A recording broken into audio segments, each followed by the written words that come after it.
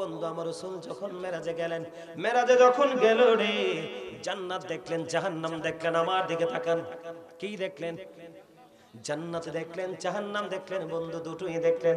জান্নাত দেখলেন জাহান্নাম দেখলেন। আমার রাসূল যখন বন্ধু জান্নাতের দিকে নজর দিল, জান্নাতের দিকে নজর দিয়ে চাইয়া দেখে জান্নাতের মধ্যে বন্ধু গরিব মানুষ আর পুরুষ সংখ্যা বেশি। আপনারা তো দেখি আমার ওয়াজটা বুঝতেছেন না, তো যদি বুঝতেন তাইলে সুবহানাল্লাহ বলেন না কেন? আরে আরো জোরে, আরো জোরে। জান্নাতের মধ্যে কোন লোকের সংখ্যা বেশি? পুরুষ লোকের সংখ্যা বেশি আর গরিবের সংখ্যা বেশি। কারণ দুনিয়ার মধ্যে যত দুঃখ পায় সব বন্ধু গরিবরা ভোগ করে। কথা বলেন না কেন? সামাজিক থেকে রাজনীতিক প্রত্যেকটা প্রতিহিংসার শিকার কিন্তু অসহায় মানুষগুলো হয়। বন্ধু এই দুঃখ নেমে আসে গরিব মানুষের জীবনে, সমাজের ক্যারেক্টারলেস রিচ ম্যানদের কারণে, তার মানে চরিত্রহীন ধনী মানুষগুলোর কারণে। কথা বলেন না কেন? আপনার সমাজের মধ্যে সবচেয়ে বেশি দামি বাড়ি আছে একটা, কিন্তু ওই লোকটা সবাই জানে ধনী, কিন্তু তার টাকাগুলো বন্ধু কালো টাকা। এটা কি চরিত্রবান না চরিত্রহীন? এটা ক্যারেক্টারলেস পারসন।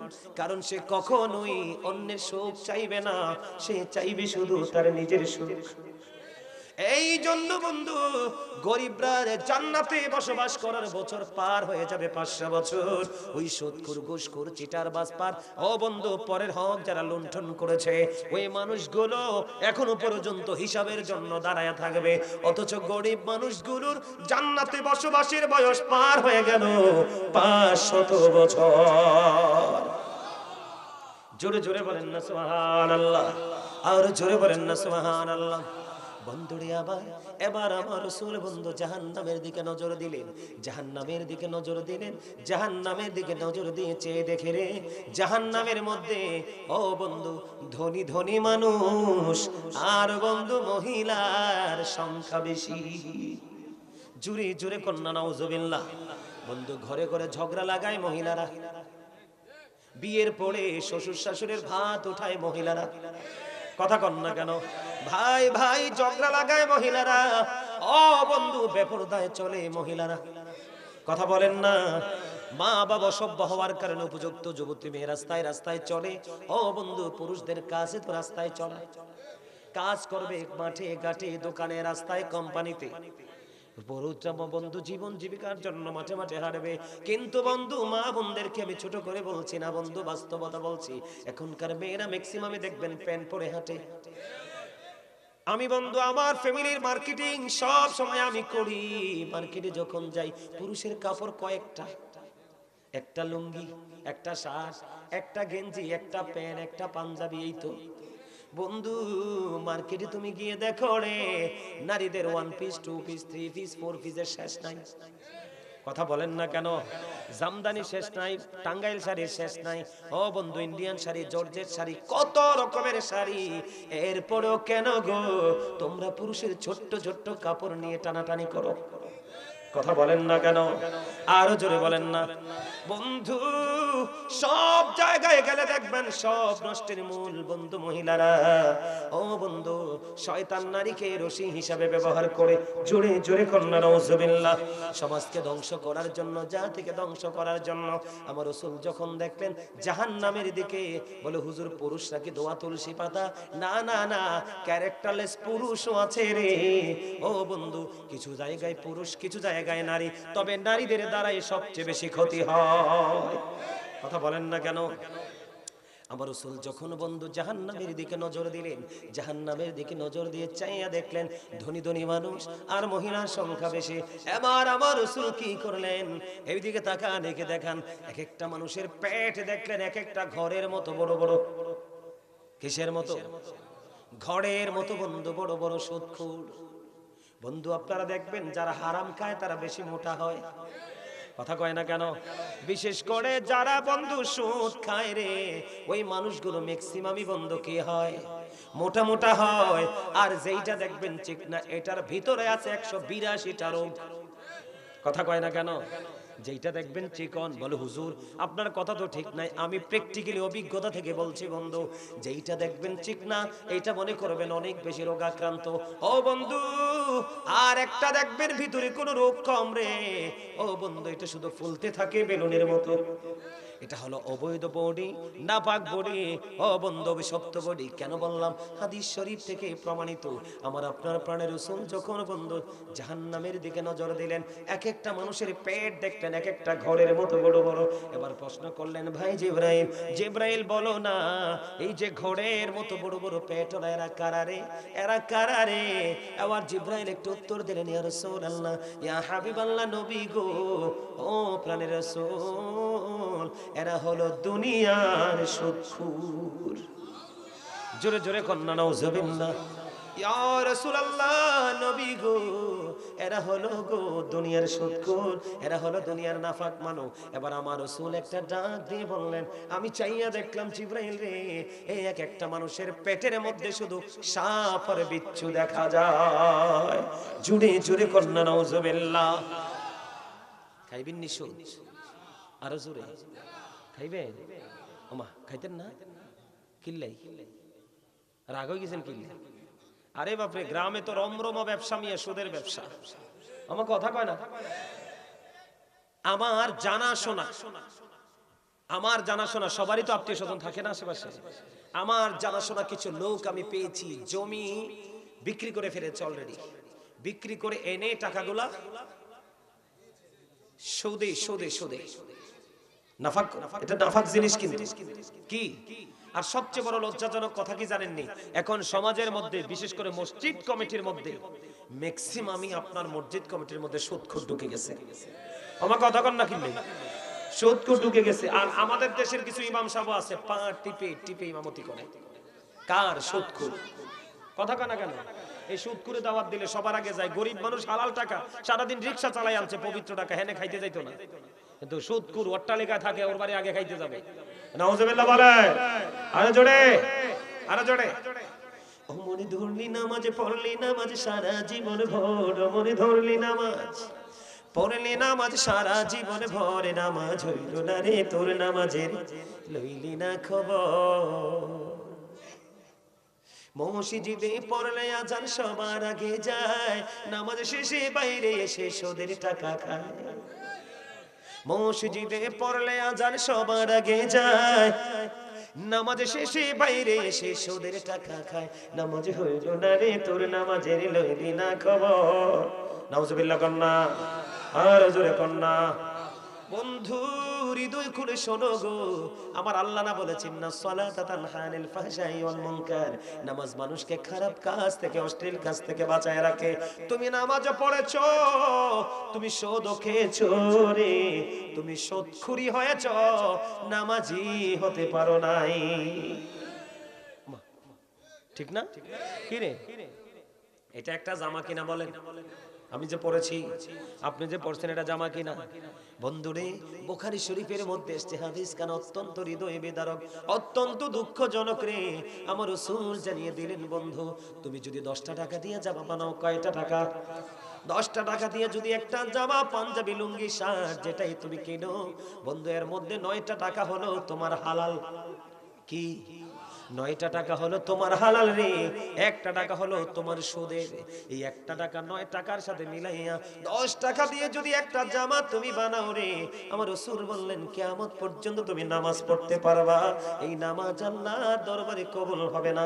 আমার দিকে তাকান, আপনার একটা বালতি দুধ, কয় বালতি?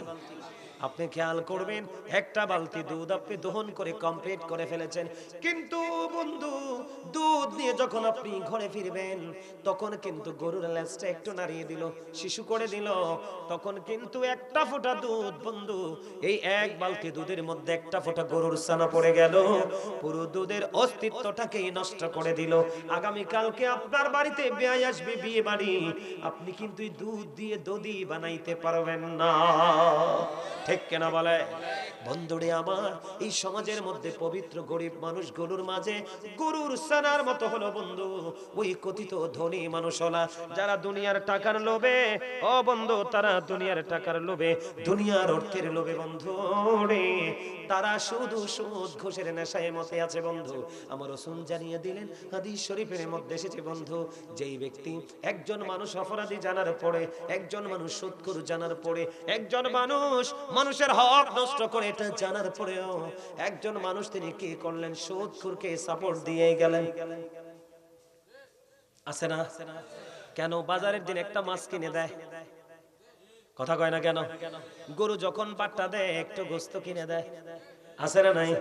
এই জন্য রাসূল বলে গেছে একজন মানুষ অপরাধী জানার পরেও, একটা মানুষ ক্যারেক্টারলেস জানার পরেও, চরিত্রহীন লম্পট জানার পরেও তুমি তাকে শুধু সাপোর্ট দিয়ে যাচ্ছ দুনিয়ার একটু সুবিধার জন্য। আমার রাসূল জানিয়ে দিলেন তুমি অপরাধী জানার পরেও তারে সাপোর্ট দিয়েছো, কারণ চুরির মাল রাখার জায়গা যদি একদিন না পায় আর জীবনে চুরি করবে না। চোরের চাইতে বড় হলো চোরের থাইব্বল, কথা কন না কেন? আপনি চুরি করে যদি প্রশ্রয় না পান আগামী দিন চুরি করতে পারবেন না। এই সমাজের মধ্যে দুর্নীতি, এই সমাজের মধ্যে ঘুষ, এই চোরে সমাজের মধ্যে চুরি, এই সমাজের মধ্যে ডাকাতি, এই সমাজের মধ্যে বন্ধু ঘুষ সুদ, এগুলো বেড়েছে একমাত্র প্রশ্রয়দাতার কারণে। এই জন্য আমার রাসূল বলেছেন অপরাধী জানার পরে প্রশ্রয় দিয়েছো, তুমি যেন মুসলমান থেকে তুমি খারিজ হয়ে গেছো।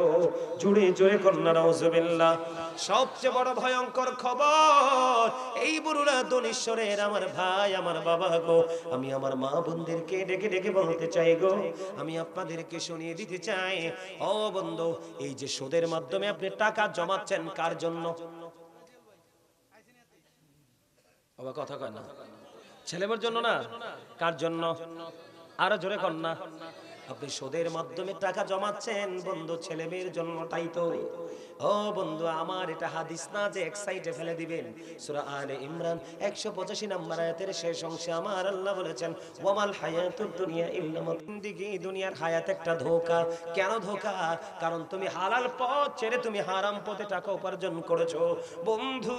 শুধু তাই নয় রে, আমার দিকে তাকান, কোরআন শরীফের 19 পারা সূরা শুআরা 88 নম্বর আয়াতে আমার আল্লাহ বলে দিয়েছেন ইয়াউমা লা ইয়ানফাউ মালু ওয়ালা বানুন। আমার আল্লাহ কি বলেছে বন্ধু খেয়াল করেন, সূরা আলে ইমরানে বলছে তুমি ধোঁকার মধ্যে আছো, তুমি তোমার হায়াতটা নিয়ে ধোঁকা করতেছো, কথা কন না কেন?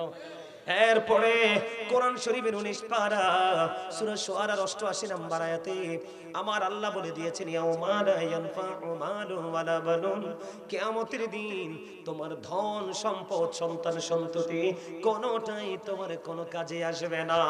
জোরে জোরে কন্না নাউজুবিল্লাহ। আপনি সুদ খাইয়া জোগাই দিয়ে গেছেন, কিন্তু এটা খাচ্ছে কে? আপনার সন্তান। এরা কিন্তু জবাব দিবে না, জবাব কিন্তু আপনাকে দিতে হবে। কাকে? কথা বলেন না কেন? এখনকার ম্যাক্সিমাম ছেলে মেয়ে বেয়াদব। আমার কথা কয় না কেন জানেননি? দোষ বাবা মা। কার? আরো জোরে বলেন, দোষ কার? আরো জোরে। দোষ বাবা মার। আমি আজকে একটু বাবা মার দায়িত্ব কর্তব্য নিয়ে আমি একটু কথা বলবো। কথা কোন দরকার আসেনি? একবারে নষ্ট হয়ে গেছে পুরো দেশ। শুধু আপনাদের বড়রা দনীশ্বর না, সারা বাংলাদেশের একই অবস্থা। এক এক জায়গায় এক এক জেলা, প্রতিদিনই এক একটা জেলায় যেতে হয়, এক একটা থানায় যেতে হয়। প্রতিদিনই দৌড়াচ্ছি, প্রতিদিনই দেখতে পাচ্ছি নতুন নতুন বিপর্যয়। জোরে কর নাউজুবিল্লাহ। আরে আরো জোরে বলেন না নাউজুবিল্লাহ। তাহলে সুদ খাবেন নি? সুদের টাকা দিয়ে জামা কিনবেন নি? সুদখোরকে সাপোর্ট দিবেন নি? আরো জোরে। মসজিদের সভাপতি হোক, সেক্রেটারি হোক, মোতোয়াল্লি হোক, আর যেইটাই হোক, সুদখোর যদি হয় ফিটা দিবেন নি? দিবেন নি? সে একজন, কয়জন? আর আপনারা সমাজে আছেন 99 জন। কতজন? একযোগে সবাই তাকে বয়কট করবেন। আর যেই ইমাম সাহেব দেখবেন সুদখোরের পা টিপে, বেতনটার লাগে ভালো খাওয়ানোর লাগে, এটারে একবার টোটালি কি করে দিবেন? এই আমার দিকে তাকান। যেই ইমাম সাহেব কোন ব্যক্তির উপরে ডিপেন্ড করে ইমামতি করে, তার নামাজও হবে না, মুসল্লিদের নামাজও হবে না। প্রত্যেকটা মসজিদের ইমাম সাহেব যদি কি হতো? সচেতন হতো। কি হতো? আরো জোরে কর। আমার জীবনে যতগুলো মসজিদে নামাজ পড়াইছি আমি কারো বাড়িতে এক গ্লাস পানিও খাই নাই। আপনারা জানেন কিনা জানি না, কারো বাড়িতে আমি এক গ্লাস পানি আমার জীবনে ইমামতির বয়সে খাই নাই। কারণ আমার জীবনে পাঞ্জেখানার ইমামতি করতে হয় না, নিজের বাড়ির মসজিদে নামাজ পড়াইতাম, আজান দিতাম।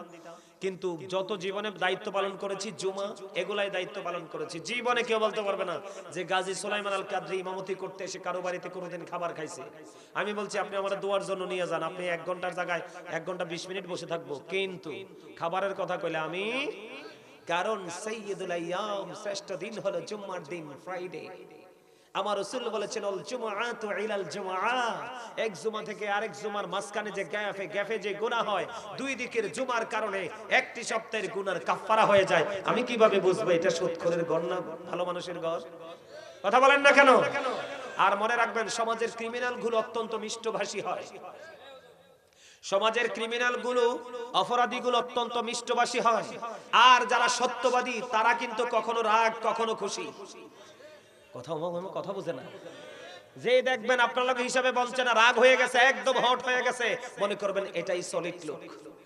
আর যেটা দেখবেন অপরাধী বলার পরেও মিষ্টি মিষ্টি হেসেছে, মনে করবেন এটা ধারালো তলোয়ার। কথা কন না কেন? আমার যে ওয়াজগুলো এক একটা লাইন ব্রেইনে সেটআপ দিয়ে বাস্তব জীবনে চলেন, একটা একটা করে হারে হারে আপনি প্র্যাকটিক্যালি প্রমাণ পাবেন। এতক্ষণ এই কথাগুলো বললাম, আমরা ইসলামের রঙে রঙিন হতে পারিনি, রাসূলকে ফলো করতে পারিনি, এজন্য। কথা বলেন না কেন? এবার আসেন, এই শোক দিয়ে ওয়াজ করব না, বেশি করলে ভুলে যাবেন। যেটুকু করছি মনে থাকবে তো? আরো জোরে, আরো জোরে। বন্ধু আমার দিকে তাকান, এবার আমি আপনাদেরকে কি বলে দিতে চাই। বন্ধু, এই সমাজের মধ্যে বন্ধু বাবার বাড়ির সম্পদ নিয়ে মারামারি কাটাকাটি শুরু হয়ে গেছে, খুনোখুনি হয়ে গেছে। আমাদের দেশে অনেক বাবা মা আছে, একটা ছেলের একরকম দেখে, আরেকটার আরেক রকম দেখে। আমার কথা কয় না? আপনাদের ধনেশ্বরে নাই, এই জন্য আপনারা জি কন্যা। আমার ধনেশ্বরও আছে। ওমা মামা আই যে ওয়াজ করলা, আরে কোন মায়ের গুনি ধরি, আরে কথা কন না। হ্যাঁ কি আরে হিরা দিবনি দিত না, ওয়াজ করতাম নি একখানা। হ্যাঁ হ্যাঁ করতাম নি, আলহামদুলিল্লাহ। আরে জোরে মাইতো নদো, আর মাইতে এলে ধরবেন নি। আরে মারলে মারুক মিয়া, আল্লাহর মায়ের হচ্ছে বড় কঠিন মায়, ঠিক করে বলেন। জাহান্নামী, পাপী, অপরাধী, ক্যারেক্টারলেস, এদেরকে পিটানোর জন্য যেই হাতুড়িটা বানাইছে, জাহান্নামে পিটানোর জন্য যে হাতুড়িটা, এই হাতুড়িটা যদি পৃথিবীর জমিনে ফালানো হয়, মানুষ জিন সারা জীবন চেষ্টা করলো, গোটা পৃথিবীর মানুষ জিন চেষ্টা করলো 1 সেকেন্ডের জন্য উঠাতে পারবে না। এত ভয়ঙ্কর হাতুড়ি। এই দুনিয়ার মাধ্যমে ইট ইজ নাথিং। কথা কন, আসল মাইর তো হেনে রইছে। আমি কি বলবো আপনাদেরকে? বন্ধুরে আমার, এই জন্য আমি শুরুতে বলেছিলাম ইয়া আইয়ুহাল্লাযীনা আমানু কু আনফুসাকুম ওয়া আহলিকুম নার। আল্লাহ বলেছেন ঈমানদারকে তুমি জাহান্নাম থেকে বাঁচো এবং তোমার পরিবারকেও জাহান্নাম থেকে বাঁচাও। Save yourself and your families from the fire. আল্লাহ বলেছেন তুমি জাহান্নাম থেকে বাঁচো, তোমার পরিবারকেও জাহান্নাম থেকে বাঁচাও। বন্ধু, আমি আপনাদেরকে বলে দিতে চাই রে, সন্তানের দায়িত্ব কেমন করে আপনাকে পালন করতে হবে। বন্ধু, আমার রাসূল জানিয়ে দিলেন, হাদিস শরীফের মধ্যে এসেছে বন্ধু, মা খাতুনে জান্নাত ফাতেমাতুজ জাহরা রাদিয়াল্লাহু তাআলা আনহা, ওনার কলিজার টুকরা হযরতে হাসান রাদিয়াল্লাহু তাআলা আনহু পৃথিবীর বুকে কদম বাড়িয়ে দিল।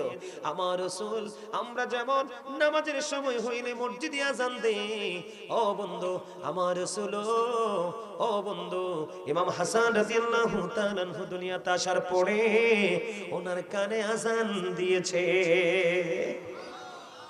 খেয়াল করেন, এখনকার কয়টা মা বাবা তার বাচ্চা হলে আযান দেয়? এখনকার ম্যাক্সিমাম ডাক্তার বন্ধু ব্যবসায়িক রোগীর সেবার চিন্তা করে না, এটার চিন্তা করে। কথা কন না কেন? আরো জোরে বলেন, করে কি করে না?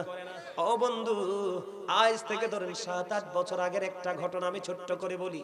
একেবারে ছোট্ট কুমিল্লা একটা হসপিটালে আমার একটা ভক্ত তার বাচ্চার ওয়াইফ প্রেগনেন্ট, ডেলিভারির জন্য নিয়ে এসেছে হসপিটালে।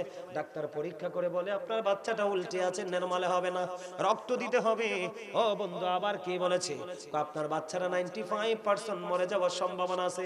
আপনি বলেন, একটা মা 10 মাস 10 দিন তার গর্ভে সন্তান রাখছে, এমন কথা যদি বলে রে, আপনি বলেন বলেন কোন মায়ের কলিজায় পানি থাকেনি? কথা বলেন না। তখন তারা আমাকে ফোন দিল, হুজুর এই খবর বলতেছে। বিশ্বাস করেন বন্ধু, আমার স্পষ্ট মনে আছে রে, ওই ছেলেটাকে বললাম তুমি রাগ করো না, আমাকে বাবা বলে ডাকতো। আমি বলছি বাবা রে তুমি রাগ করো না, ডাক্তারের চাইতেও বড় ডাক্তার হলো আমার মালিক। ডাক্তার বলেছে 95% বাচ্চাটা মরে যাওয়ার সম্ভাবনা। আর আমি বলে দেই আমার মালিক যদি চায় রে 95% সুস্থ করতে পারে, তুমি টেনশন করে না, অপেক্ষা করো। ডাক্তার বলেছে তুমি রক্ত দাও।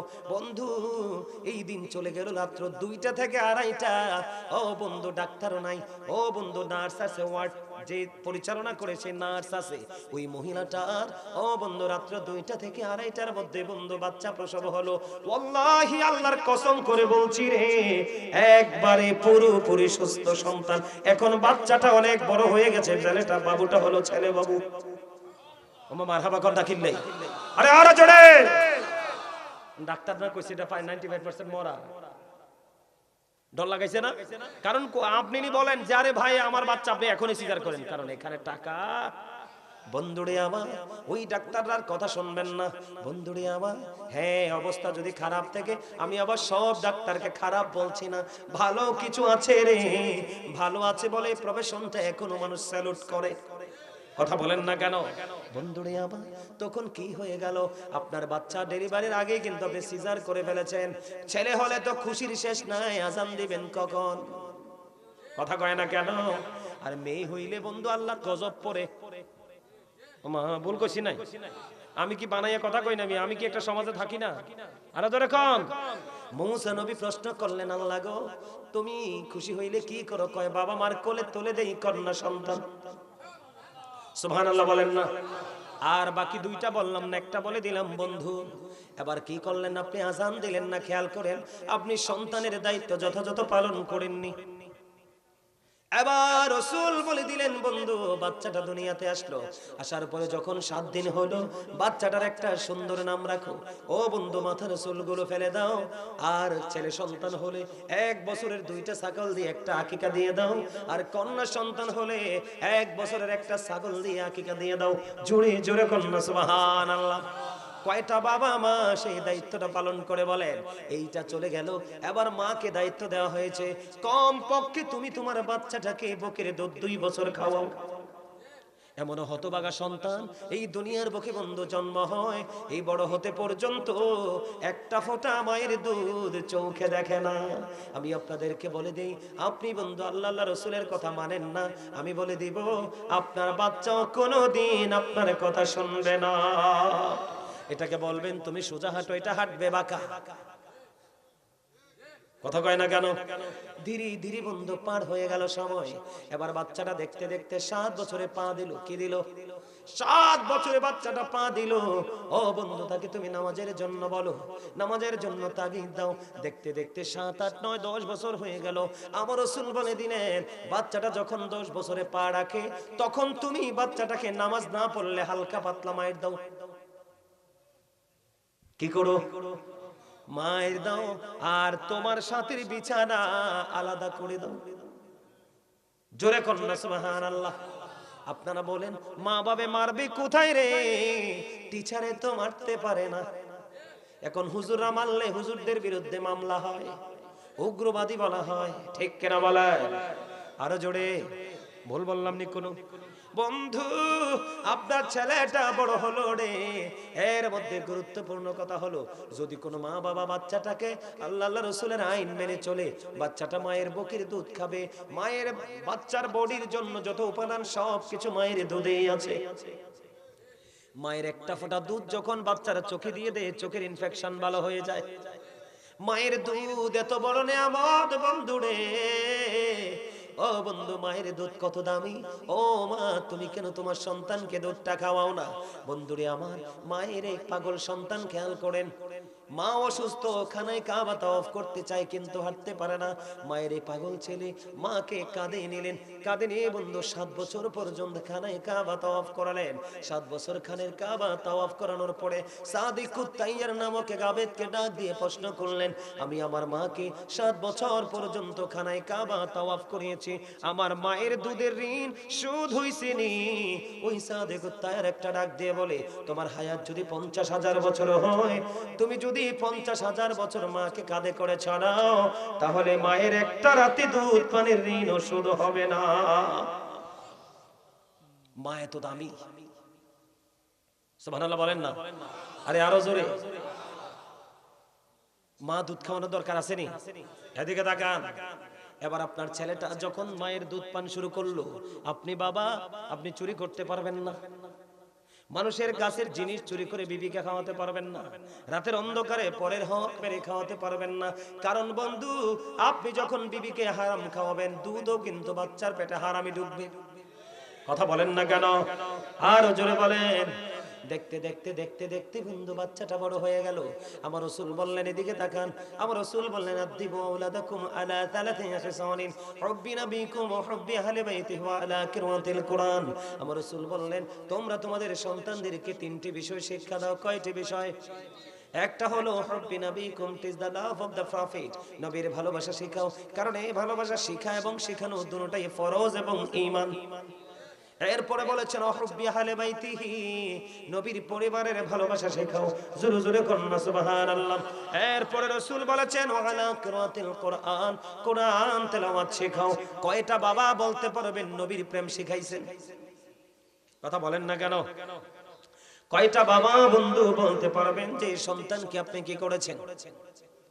নবীর প্রেম শিখিয়েছেন, আহলে বাইতের প্রেম শিখিয়েছেন, কোরআন তেলাওয়াত শিখিয়েছেন। শিখাননি কেমন করে শিখাবেন? কারণ আপনি তো হারাম পথ, দুনিয়ার অর্থ নিয়ে পাগল। কথা বলেন না কেন? আমি কি ভুল কথা বললাম? ও বন্ধু, আপনি 3টা বিষয় শিক্ষা দিবেন রে। আর এই শিক্ষা দেওয়ার পাশাপাশি আল্লাহ রাসূল বলেছেন, ধন দৌলত টাকা পয়সা সব কিছুর চাইতে বড় সম্পদ হলো সত্তা সন্তানকে পবিত্র অপবিত্র এবং ন্যায় পরায়ণতা শিক্ষা দেওয়া।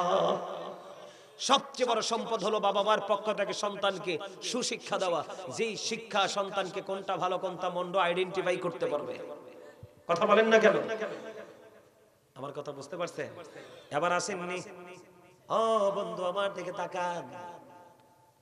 বাবা মা, আমাদের সমাজের মধ্যে অনেক বাবা মাকে দেখা যায় সন্তানের সম্পদ বন্টনের ক্ষেত্রে সমতা বজায় রাখেন।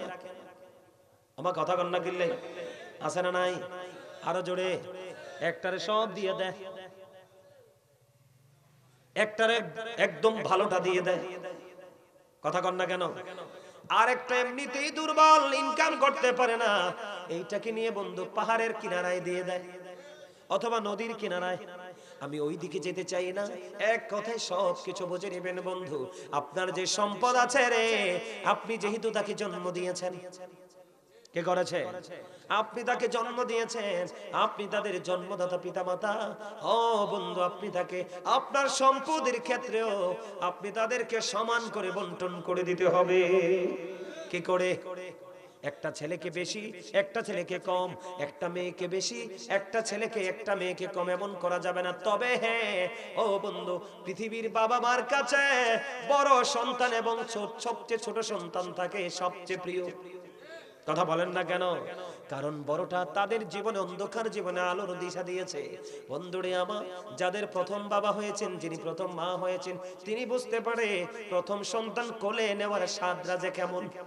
বন্ধু, যদি আরো 10টা সন্তান হয় আপনার, কিন্তু প্রথমটার মতো কাউকে ভালো লাগবে না, একটু 19-20 আছে। কথা কয় না? আছে না নাই? এরপরে দেখবেন আপনি প্রস্তুত ছিলেন না, কিন্তু আল্লাহ আপনাকে আরেকটা সন্তান দিয়ে দিয়েছে বন্ধু। আশেপাশের মানুষ বলেছে তোমার বয়স হয়ে গেছে। কি হয়েছে? আশেপাশের মানুষ বলছে তোমার বয়স হয়ে গেছে, বাচ্চাটা তুমি নষ্ট করে দাও। ও বন্ধু, রাসূল বলেছে না না না রে, তুমি খাওয়াতে হবে, লোকে মন্দ বলবে, এই জন্য তোমার গর্ভের সন্তানকে তুমি হত্যা করো না। কোটি কোটি টাকা খরচ করে সন্তান মেরে না। ও বন্ধু, তুমি যদি সন্তানকে লোকে লোকের কথার চিন্তা করে বাচ্চাটাকে যদি তুমি মেরে ফেলো, তোমাকে কাল হাসুরের দিন হত্যাকারী হিসাবে চিহ্নিত করা হবে। জোরে কন্না নাউজুবিল্লাহ। তাহলে সম্পদের ক্ষেত্রে কি করতে হবে? কথা কয় না, কি করতে হবে? আর যদি আর বাবা মা যেটা করে এটার বাইরে সন্তান যেতে পারে না, কথা বলেন না কেন? আরো জোরে, কি আমার কথা কয় না? এবার আপনারা বলবেন হুজুর বাবা মা সমান ভাগ করবে, আপনারা সন্তানেরা কি করবেন? আমার রাসূল বলেছে বাবা মা যেটাই করুক বন্ধু তারা করবে রে, তবে ম্যাক্সিমাম বাবা মাই সন্তানকে সমান দিয়ে যেতে চায়। 2-4টা বাবা মা আছে ব্যতিক্রম, এটা আমি এক সাইডে রেখে দিলাম। কিন্তু বন্ধু দুনিয়া তো উল্টে গেছে, ম্যাক্সিমাম সন্তানই বাবা মার কলিজায় আগুন দেয়। কথা বলেন না কেন? এই বাংলাদেশে বন্ধু বাংলাদেশে বৃদ্ধাশ্রমের ইতিহাস খুঁজে দেখেন, আপনি বৃদ্ধাশ্রমের ইতিহাস খুঁজে দেখেন, কোন মেয়ে কোনদিন বাবা মাকে বৃদ্ধাশ্রমে দেয় নাই। দুনিয়াতে যত নষ্ট ছেলে আছে তারাই বন্ধু বাবা মাকে বৃদ্ধাশ্রমে দিয়েছে। কথা কন না কেন? আমার রাসূল জানিয়ে দিয়েছেন, আমার দিকে তাকান, তোমাকে যদি তোমার বাবা মা তার স্থাবর অস্থাবর সকল সম্পত্তি থেকে যদি কি করে বঞ্চিত করে দেয়, তোমাকে যদি বন্ধু ঘর থেকে বের করে দেয়, তারপরেও তুমি তোমার বাবা মার অবাধ্য হইও না। একজন প্রশ্ন করলেন, ইয়া রাসূলুল্লাহ আমার বাবা আমার উপার্জিত সম্পদগুলো নিজের মতো করে খরচ করতে চায় গো নবী, আমি এখন কি করব? আমার রাসূল বললেন, শুধু তোমার উপার্জিত সম্পদ নয়, তুমি নিজেও তোমার বাবার সম্পদ। হিসাব কি বুঝতে পারছেন নি? আরো জোরে বলেন। এদিকে তাকান, কন্যা সন্তান হলে বন্ধু অভিশাপ মনে করবেন না। যেই বাবার 3টা কন্যা সন্তান হাদিস শরীফের মধ্যে এসেছে তার জন্য 3টা জান্নাত। যেই বাবার 2টা কন্যা সন্তান, যে মায়ের 2টা কন্যা সন্তান তার জন্য 2টা জান্নাত বরাদ্দ। এবার হাদিসের রাবী বললেন, আমি আমার রাসূলকে একটা কন্যার কথা জিজ্ঞেস করিনি, আমার মনে হয় রে আমি যদি একজনের কথা জিজ্ঞেস করতাম তাহলে আমার নবী বলতেন যে একটা বাবা মার একটা কন্যা সন্তানের বাবা মার জন্য একটা জান্নাত। সুবহানাল্লাহ বলেন না? আরো জোরে। এবার আসেন আমার দিকে তাকান, বাবা গো, ও বাবা আমার মা, এই বড়রা দনেশ্বরের আমার মা, আমার বোনদেরকে ভাই আমার বাবাদেরকে বলতে চাই গো, আমার রাসূল একজন সাহাবী অসুস্থ দেখতে গেলেন, খেয়াল করেন, যখন তাকে দেখতে গেলেন, দেখতে যাওয়ার পরে সাহাবী ডেকে ডেকে বলেন, ইয়া রাসূলুল্লাহ ইয়া হাবিবাল্লাহ নবী গো, ও প্রাণের নবী, আমার যত সম্পদ আছে আমি সব কিছু আল্লাহর জন্য কুরবানি করে দিব। আমার রাসূল বললেন, না না না, সব কুরবানি করা যাবে না ইয়া রাসূলুল্লাহ, তাহলে আমি অর্ধাংশ ব্যয় করে ফেলবো, আল্লাহর পথে কুরবানি করব। আমার রাসূল বললেন, না না না না না না। এরপরে বললেন, ইয়া রাসূলুল্লাহ ইয়া হাবিবাল্লাহ, তাহলে 1/3। রাসূল বললেন, হ্যাঁ হ্যাঁ তুমি এটা করতে পারো। সুবহানাল্লাহ বলেন না কেন? দেখেন সব সম্পত্তি বলতেছে বাবা আল্লাহর রাস্তায় দিয়ে দিব, রাসূল বললেন না। অর্ধেকটা দিয়ে দিব, রাসূল বললেন না। 1/3 রাসূল বলেন, হ্যাঁ এটা করতে পারো। কেন জানেন? আমার রাসূল বলেছে তোমার ইন্তেকালের পরে তোমার সন্তান যেন কারো কাছে ভিক্ষা করে যেন বাঁচতে না হয়। কথা বলেন, বুঝেন নাই? তোমার সন্তান তোমার ইন্তেকালের পরে যেন কারো কাছে ভিক্ষা করতে না হয়। আজকে আমি অনুরোধ করে বলবো বন্ধু, তোমরা যারা ইয়াং ছেলেরা, এখনকার ছেলেরা কিন্তু ম্যাক্সিমামই নষ্ট। আগেকার যুগের বন্ধুরা একজনের কোনো ক্ষতি হতে লাগলে বন্ধু আরেকটা ডেকে দূরে সরাই দিত, দোস্ত তুমি এটা করো না তোমার ক্ষতি হবে। আর এখনকার ছেলেরা 3-4 জন মিলে একটাকে মেরে ফেলে। কথা কন না কেন? আরো জোরে বলেন। আপনারা দেখতেছেন কিনা অনলাইনে আমরা দেখতে পাই। এই জন্য বলছি যুবক, এখন তোমার রক্ত আছে রে, ও যুবক তোমার শরীরে শক্ত আছে, আগামী কালকে কেমন হবে, কোনো দুর্ঘটনা হবে না এটা তুমি গ্যারান্টি দিতে পারবা না। এই জন্য তোমার উপার্জন থেকে যা খাবে এখান থেকে বন্ধু কিছু আল্লাহর রাস্তায় কুরবানি করবে, আর কিছু তুমি খাবে, অল্প অল্প করে তুমি সঞ্চয় করবে, যেন তোমার সন্তানের তোমার ইন্তেকালের পরে কারো কাছে ভিক্ষা করতে না হয়। ওই সন্তানের পাশাপাশি তোমার বিবি, ও যুবক, যেই স্বামী, যেই বাবা, ও বন্ধু, যেই পুরুষ তার বিয়ের পরে বিয়ের সময় বিবিকে যে মোহরানা দেয়, তার মানে কাবিন কি কাবিন, যেই যুবক বিয়ের পরে তার বিবিকে কাবিন দিবে না, আমার রাসূল বললেন, হাদিস শরীফের মধ্যে এসেছে, বন্ধু তুমি ইন্তেকাল করে ফেলেছো কিন্তু তোমার বিবির মোহরানা কাবিন তুমি দেওনি। রাসূল বলেছে কাল হাসরের দিন তোমাকে জিনা ব্যভিচার কারণে ওলা পুরুষদের কাতারে দাঁড় করানো হবে। জোরে জোরে কন্যা নাউজুবিল্লাহ। হিসাব বুঝছেন নি? আর ওয়াজ দরকার আছে নি? আর দরকার নাই। যারা বোঝার এটুকুতে বুঝে গেছেন। সম্পদ, আব্বার চাদর আছে একটা, আমার এই দাদার একটা এক্সাম্পল, আমার কাছে আমার দাদা আছে, আরে উপায় নাই, আমার দাদার কাছে চাদর আছে কয়টা, দাদার ফুট আছে কয়টা, ধরেন না চারটা, কয়টা? এটা কিন্তু কি, এটা কিন্তু দাদুর নিজের উপার্জনের টাকায় কিনা। মনে রাখবেন, যদি যোগ্য দক্ষ পবিত্র সন্তান হয়, সে বলবে চারটা টুকরা করে আমাকে দাও, চারজনে চারটা টুকরা নিব, কারণ আমার বাবার স্মৃতি আমিও রাখতে চাই। চাইবে না? এখন বাবা এবং মা বাকি সন্তানগুলোকে সান্ত্বনা দিবে, বাবারে এটা চারটা টুকরা করলে তো তোমরা কেউই ইউজ করতে পারবে না। কি করতে পারবে না? এটা ব্যবহারের অনুপযোগী হয়ে যাবে, তাই তো? কি করতে হবে? বাবা এটা আমি তার কাছে দিয়ে দিলাম, যে আমার ছোট অথবা বড় সন্তান, আমি তাকে এটা দিয়ে দিলাম, এটার মতো করে তিনটা কি করব, কিনে দিব। আর না হয় তোমরা যাকে আমি দিয়েছি সে তোমাদেরকে সাপোর্ট দিবে, তোমরা সহযোগিতা করে, মানে একটা আলোচনার মাধ্যমে কি করতে হবে, সমাধান করতে হবে। বাবা মার এটা দায়িত্ব। আর আমি মনে করি এখনকার মানুষের মৃত্যুর কোনো গ্যারান্টি, হুটহাট করে মরে যায়, যুবক মানুষও মরে যায়। এই জন্য আমি মনে করি যার যতটুকু আছে, সন্তান থাকলে সন্তানদেরকে এখনই এটা কি করে দেওয়া উচিত, বুঝিয়ে দেওয়া উচিত, বন্টন করে দেওয়া উচিত। যেমন আমাদের সমাজের মধ্যে ম্যাক্সিমাম একটা কেওয়াজ লাগে, কেমন? যেমন ধরেন বাবার তো সব সম্পত্তি একরকম হয় না, হয়নি? এক সময় দেখা যায় জঙ্গলে কিনছে, 2 বছর পরে দেখা যায় এটা মঙ্গল, কারণ রাস্তা হয়ে গেছে। কি হয়ে গেছে? কারণ বাবার সন্তান হলো 5 জন বা 4 জন বা 3 জন, জমিটা হলো 1 ঘন্টা, 4 জন ওখানে গিয়ে কি করবে?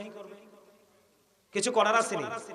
তো যেই সন্তানটা কি করতে পারে, বাবা যেটাকে ভালো মনে করবে, মা মনে করবে, তাকে এটা দিয়ে দিবে, আর ওইটার হারাহারি করে বাকি সন্তানগুলোকে উনি টাকা দিয়ে দিবে। কথা ঠিক আছে নি? কথা বলেন। আর বাবা মা সম্পদ কিন্তু কখনোই সমান করে ভাগ করা যায় না, যায় না। এজন্য সন্তানকেও বুঝতে হবে, বাবা মাকেও। সম্মানিত উপস্থিতি, করে শেষ করতে চাই ছোট্ট একটা আলোচনা, 10 মিনিটও লাগবে না, হুজুর আসতেছে, আমি শেষ করে। এই মিয়া ভাই, হুজুর কি 5 মিনিট পরে আনেন, 5 মিনিট পরে আনেন ওনাকে, 5 মিনিট, জাস্ট 5 মিনিট পরে আনেন। আমার দিকে তাকান। গতকালকে আমি ইয়াতে গেছিলাম, পানিউন্দা গেছিলাম, সিলেট রোডে, সিলেটের মানে একটু আগে। এদিকে তাকান। এই বক্তব্যটা আমার দেওয়া খুব জরুরি। পানিউন্দা যাওয়ার সময় অনেক রাস্তা, তো মোবাইলটা ওপেনিং করলাম, করার পরে আমি দেখতে পেলাম আপনার একটা বেয়াদব, তাকে আমি বেয়াদব ছাড়া ভালো কিছু বলতে পারলাম না। একটা বেয়াদব বলতেছে নবীর চেহারা নাকি আবু জাহেলের চেহারার মতো। আরে জোরে বলেন নাউজুবিল্লাহ। আমার রাসূলের চেহারা কি আবু জাহেলের মতো? আরে জোরে বলেন। এটা আপনি মুসলমান হিসেবে মানবেন? বলতেছে আমার রাসূলের চেহারা, আমার রাসূলের আবু জাহেলও ছিল যেমন, আমার রাসূলও নাকি ছিল তেমন। জোরে কন্না নাউজুবিল্লাহ। আচ্ছা, ও আমার রাসূলের সাথে কি কাউকে তুলনা করা যায়? এই আজ থেকে 1500 বছর আগে আমার রাসূল বলেছেন, ক্বালা আইয়ুকুম মিথলি, তোমরা কে আছো আমার মতো? কেউ হাত তুলতে পারে নাই। আমার রাসূল বেনজির ও বেমিসাল। কথা বলেন ঠিক না ঠিক? যেই বক্তা, যে বক্তা, এটার বাড়ি নাকি কুয়াকাটা। এটার বাড়ি কই? আমি নামটা ভালো করে জানি নাই, আমার এত ঘৃণা জন্ম হয়েছে তার বক্তব্য শুনে। তার বাড়ি নাকি কুয়াকাটা। আমার দিকে তাকান। আজ থেকে রাসূল বলেছেন 1500 বছর আগে, ক্বালা আইয়ুকুম মিসলি, তোমরা কে আছো আমার মতো? সাহাবায়ে কেরাম হাত তুলতে পারে নাই। তুমি কোন সলিমউদ্দিন? কথা বলেন না কেন? এই আপনি নামাজ পড়েন নাই, আল্লাহ চাইলে maaf করবে, তার মানে এই না যে পড়া লাগবে না। কিন্তু রাসূলের সাথে বেয়াদবি করবেন, আল্লাহ ছাড় দিবে না।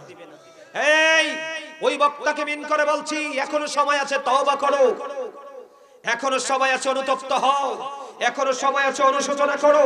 আল্লাহ, রাসূল এবং ওলিদের সাথে বেয়াদবি করে এই পৃথিবী থেকে কেউ ভালোভাবে বিদায় হতে পারে নাই। ঠিক কিনা বলেন? আর জোরে বলেন। আমার কথা আপনারা একমত কিনা? এই আমার দিকে তাকান। সম্মানিত উপস্থিতি, কোরআন শরীফের 29 পারা সূরা কলামের মধ্যে আল্লাহ বলেছেন উতুল্লিং বাদা যালিকা জালিম, আল্লাহ বলেছেন with all that he is a bastard. Walid bin Mughira আমার রাসূলের সাথে বেয়াদবি করেছে, আল্লাহ রাগ হয়ে তাকে 10টা গালি দিয়েছে, এর মধ্যে 10 নাম্বার গালি হলো জারজ। আমার রাসূলের সাথে বেয়াদবি আল্লাহ 1 সেকেন্ড সহ্য করে না। তুমি আবু জাহেলের সাথে আমার রাসূলকে কম্পেয়ার করো, নাউজুবিল্লাহ বলেন না। আর জোরে, আমার রাসূলের চেহারা নাকি? আমার রাসূল কি চেহারা বলা যাবে না, চেহারা মোবারক বলতে হবে। রাসূল কি দুনিয়া সবার মতো? এই আমি আপনাদেরকে বলে দিতে চাই, এই মূর্খ বক্তায় জাহেল মার্কা বক্তাকে বলে দিতে চাই, বন্ধু জাবির ইবনে সাবুরা রাদিয়াল্লাহু তাআলা আনহু তিনি বলেছেন পূর্ণিমার চাঁদে আমি আমার রাসূলকে দেখলাম একটা চাদর মুড়ি দিয়েছে। আমি একটা বার পূর্ণিমার চাঁদের দিকে তাকাই, আর একটা বার আমি আমার রাসূলের নূরানি চেহারার মোবারকের দিকে তাকাই। আমি একটা বার পূর্ণিমার চাঁদের দিকে তাকাই, আর একটা বার আমি আমার রাসূলের চেহারা মোবারকের দিকে তাকাই।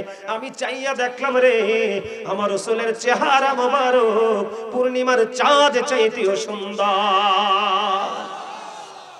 ওই জাহেলকে বলতে চাই, উম্মে আইমন আমার রাসূলের প্রস্রাব খেয়েছে, দুনিয়ায় জান্নাতি ঘোষণা পেয়েছে। এই জাহেলকে বলতে চাই, আমার রাসূল উহুদের ময়দানে যখন দন্দান মোবারক শহীদ হয়ে গেল, মালিক বিন সিনান আমার রাসূলকে ভালোবেসে রক্ত মোবারক চষেছে। আমার রাসূলের রক্ত মোবারক চষার কারণে আমার রাসূল মালিক বিন সিনানকে জান্নাতি বলে ঘোষণা করেছে। দুনিয়ার মানুষকে বলেছে তোমরা যদি জান্নাতি মানুষ দেখতে চাও তাহলে আমার মালিক বিন সিনানকে দেখে নাও। সম্মানিত উপস্থিতি, আমাদের দেশে দিন দিন যুগে যুগে এরকম জাহেল মূর্খ যারা নবী চিনে না তারা কখনো আলেম হতে পারে? কয় নারে তাকবীর, আবার কয় লিল্লাহি তাকবীর। কি কি কি তাকবীর? এই গর্দবকে বলতে চাই, নারে তাকবীর তোমাকে শিখাইছে কে? তোমার দাদা না আমার রাসূল? কথা বলেন না কেন? এই জন্য বলতেছি রাসূলের সাথে বেয়াদবি করনে ওয়ালা মৌলবী যুগে যুগে বের হবে। এই জন্য ৭৩টা দল হবে, মোল্লা দিয়ে জাহান্নাম উদ্বোধন করা হবে। আপনারা বলেন যে আমার রাসূলের মর্যাদা সম্মান বোঝে না সে মৌলবী? কথা বলেন মৌলবী? সম্মানিত উপস্থিতি, আরেকটা বিতর্কিত বক্তব্য, এটা নিয়ে আর বক্তব্য দিচ্ছি না। আমরা সাবেক প্রধানমন্ত্রী বেগম খালেদা জিয়া, তিনি আমাদের এই দেশে কি ভূমিকা রাখছে না? কথা বলেন না, রাখছে কিনা? ওনার অবদান এই দেশে আছে না? দোষ ত্রুটি মানুষের থাকবে, আপনার আমারও আছে। আর তারা এত বড় দায়িত্ব পালন করছে, তাদের দোষ ত্রুটি সবারই থাকবে। আমাদের বাংলাদেশের জন্মলগ্ন থেকে যত প্রধানমন্ত্রী আছে সবার ভালো আছে মন্দ আছে। আমার কাছে দুঃখ লাগলো, আফসোস লাগলো, আর এক দল বের হইছে, প্রকাশ হইছে, খালেদা জিয়ার জানাজা নাকি হয় নাই। কি কেন হয় নাই? ওই চটি মৌলবীকে বলা হইলো, কারণ এটা তো কিতাব পড়ে মৌলবী হয় নাই, চটি বই পড়ে মৌলানা হয়েছে। কি বই পড়ে? আরো জোরে, আরো জোরে। এরারে সবাই কয় সাহেব, আমি কই শিশু। কি সবাই কয় কি? কারণ তারা যদি শায়েক হইতো তাইলে সব বুঝতো। কথা বলেন না। আমি তাদেরকে শায়েক বলি না, আমি তাদেরকে শিশু বলি। কেন? কারণ তাদের এখনো গান গরিমা অর্জন করার অনেক বাকি আছে। কথা বলেন না কেন? আর জোরে। জানাজার নামাজে সূরা ফাতিহা পড়তে হয় না। এই মৌলবীদেরকে বলবো, ওনার সাথে যদি আপনাদের শত্রুতা থাকে আপনি খোলামেলা বলে ফেলেন, কিন্তু ওনার মতো একজন বয়োজ্যেষ্ঠ মুরব্বী, বাংলাদেশের সাবেক প্রধানমন্ত্রী, উনি ইন্তেকাল করেছে, ওনার জানাজা নিয়ে বিতর্কিত করার কোনো দরকার আপনারা না হইলে, আপনারা যদি বলেন যে হয় নাই, আপনাদের কথা এই দেশের মানুষ মানবে, কর্ণপাত করবে না। কারণ জানাজার নামাজে কি করতে হয় না? সূরা ফাতিহা পড়তে হয় না। আমি এদেরকে বলবো আপনারা ভালো করে কিতাব পড়েন। এবার কালকে দেখি যুক্তি দিতেছে কে নামাজ বানিয়ে তো ফাতিহা, তা আমি এই চটি মৌলবীকে বলবো, শিশু মৌলবীকে বলবো, নামাজ মানিয়ে যদি ফাতিহা হয়, এই গদ্দ রুকু সেজদা দেস না কেন? কথা বলেন না কেন? কিরে, নামাজ বানিয়ে যদি ফাতিহা হয় তাইলে স্টুপিড, তুমি রুকু দাও না কেন? সেজদা দাও না কেন? ক্লাস বুঝতে হবে। কি এই গর্দপ্রায় বলে নবী নাকি আমরার মতো? কার মতো? এই পৃথিবীতে আল্লাহ কত রকমের নবী বানাই, মানুষ বানাইছে, ঠিক না? আরো জোরে বলেন না। আদমকে বানাইছে মাটি দিয়া, কথা কয় না? আর মা হাওয়ারে বানাইছে আদমের পাজরের হাড় দিয়া। তাইলে মা এবং আদম এবং হাওয়া দুইজন তো পৃথিবীতে মানব রূপেই আসছে, তো তারা একজন হাড় থেকে আরেকজন মাটি থেকে। কথা বলেন না কেন? আরো জোরে।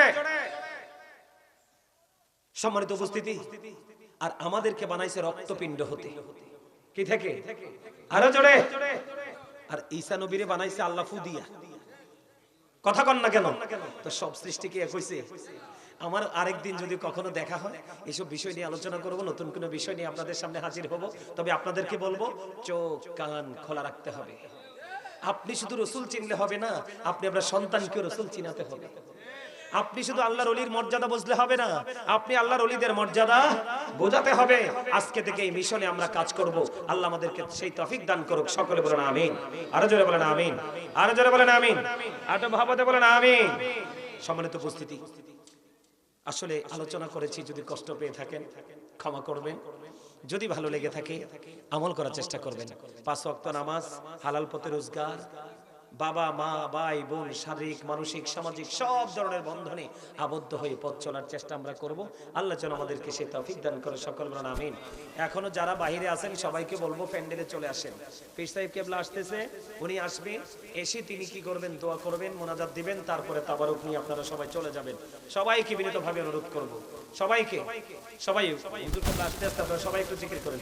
সুবহানাল্লাহ ওয়ালহামদুলিল্লাহ লা ইলাহা ইল্লাল্লাহ, সুবহানাল্লাহ ওয়ালহামদুলিল্লাহ লা ইলাহা লা ইলাহা লা ইলাহা। নবী আমার নূরের ফতুল, জগৎ করলেন অজানা। নবী আমার নূরে